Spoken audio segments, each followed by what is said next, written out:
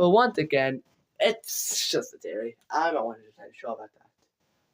But in one of the endings, we're talking about the M2 ending, in my opinion, which is the canon ending of the M2 becoming David and going to sleep.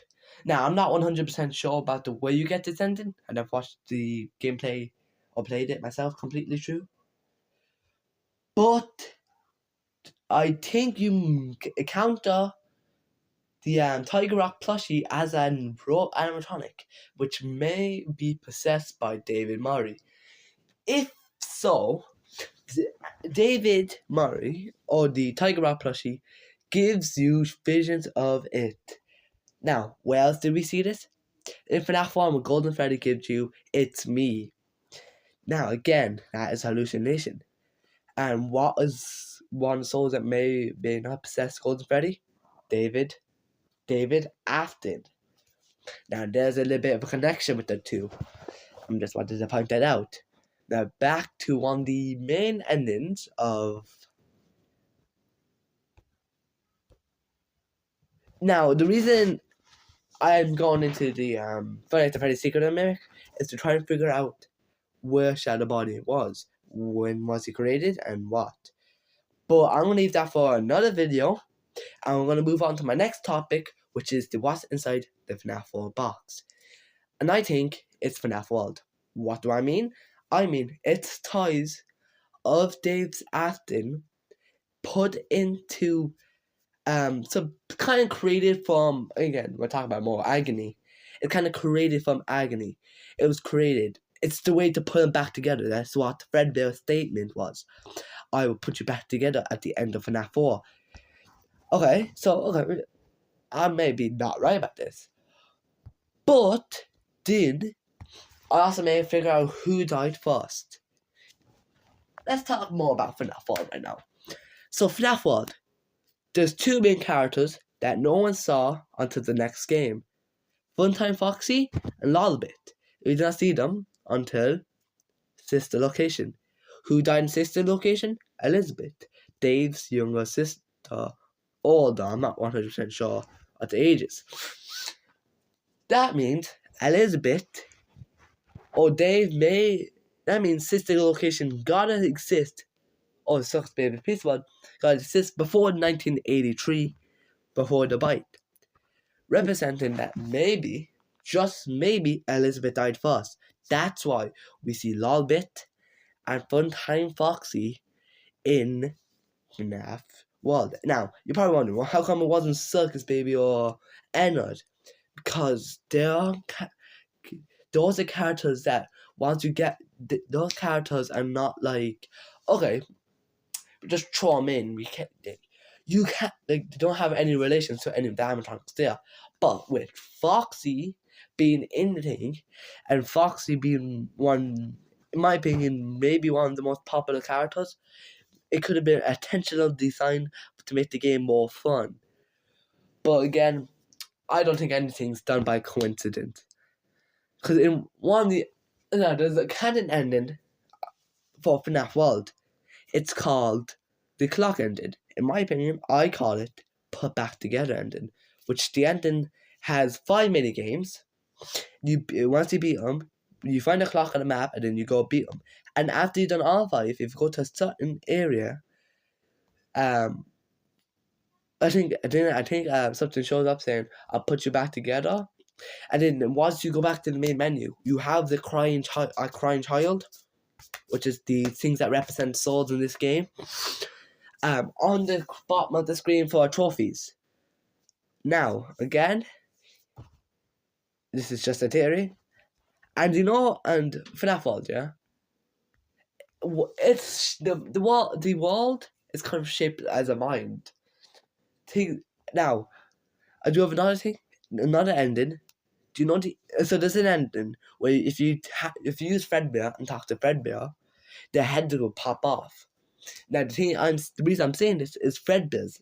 Only Fredbear crushed his skull, which represents the heads popping off. Which, in my opinion, this what represents it. The inside of the box is basically FNAF World. It's basically toys or plushes of the animatronics, then transferred into a, let's say, a dream or a conscience. No, not con. No, what was it? I'm trying to think of a thing that may make sense for what we called. I will probably okay. Next video, I will tell you what I got for the name. But for now on, we're just gonna call it a. I forgot what I called it too. Whatever, it doesn't matter. So, in my opinion, I think what's inside the FNAF 4 box may be plushes of the animatronics from toys, then recreated into FNAF World from the agony of the child and the way they put them back together. Of what Fredbear stated at the end of FNAF 4, he said, "Put you back together." Then at the end of the I put back together ending or fixed ending is that then it says the exact same line, and then you see a crying child plush, not plush, character, the trophy down in the corner. The reason I'm saying this is there's more statement of this all represent to the crying child. The crying child. In one of my opinions, I say that the crying child also saw the nightmares like Michael. I have another theory about that, and I will get into that in my next video about FNAF. And so had the same exact nightmares, and when he saw them, he couldn't stop thinking of them. So when he died, the agony carried with it, plus the memories of those characters, drives into FNAF World. That's why the nightmares were in it. Especially the nightmares. And the fact that William Afton is it.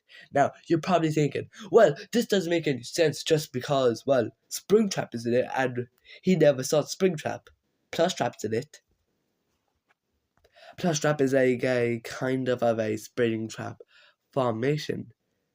Now again, there's also the dream theory where everything's about a dream from the Dave, the crying child. So because one thing says this thing will bite the finger off you is something the children say in one of the nights of the mini games on FNAF 4. Now the reason I'm saying this is that it could all be a dream, and that he taught Springtrap, or let's just say he may have saw a previous Springlock failure, then thought of it decaying. Now the reason I'm saying this is because in one I think either one of the calls in FNAF 3 saying there's been because it's been said that there has been multiple Springlock failures before, and then there's been stuff about how to survive them and stuff.